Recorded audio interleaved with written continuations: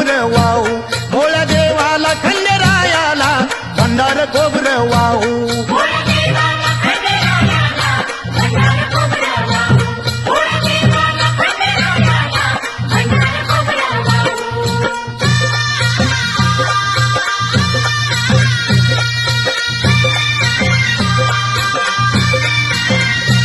कुलदैवत खंडेरायाचा लावू भंडारा त्याच्या नावाचा